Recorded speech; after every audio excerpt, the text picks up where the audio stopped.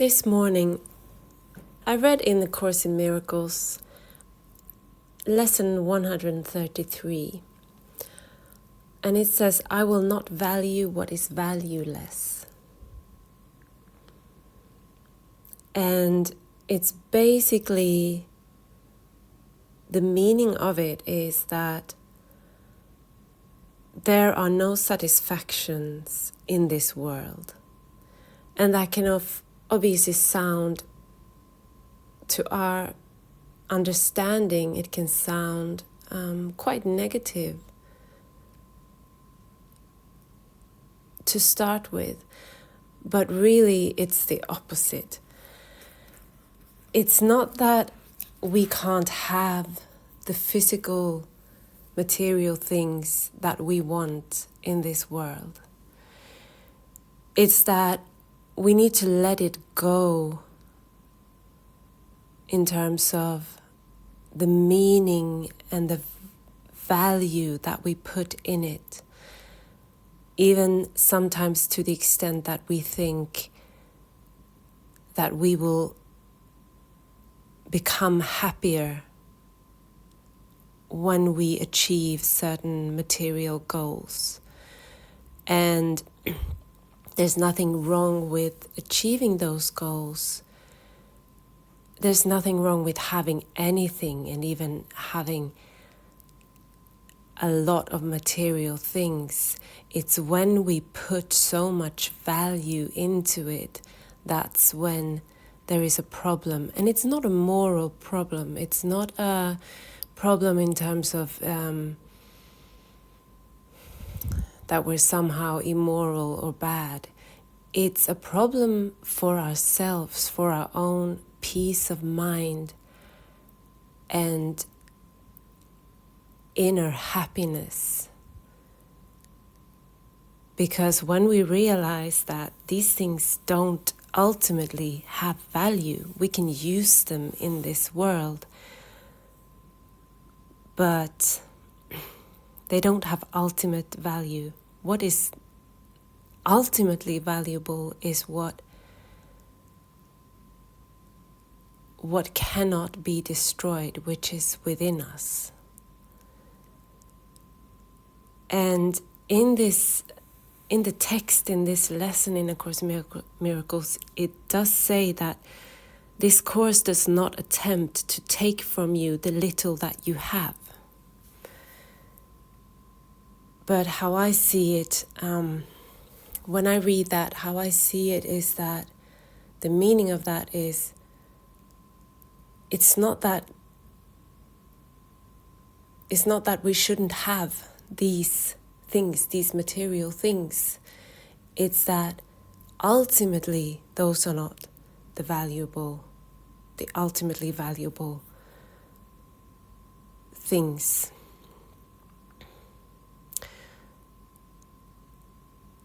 And it also says, you do not ask too much of life, but far too little. So again, it's not that we shouldn't have these things, it's that they do not have ultimate value.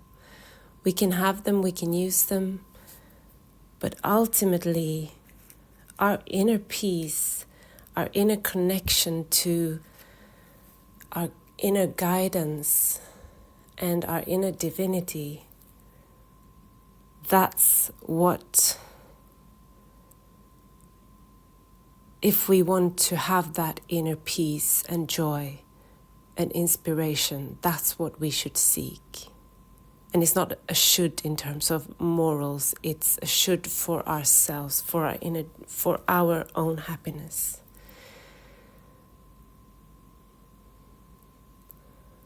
So I also see the likeness and the parallel to other teachings that I listen to. For example, Esther Hicks, when she says things along the line of what she calls the vortex, which is when we are in our inspiration and in our joy and in when we feel that unconditional love that we are, that is inside of us.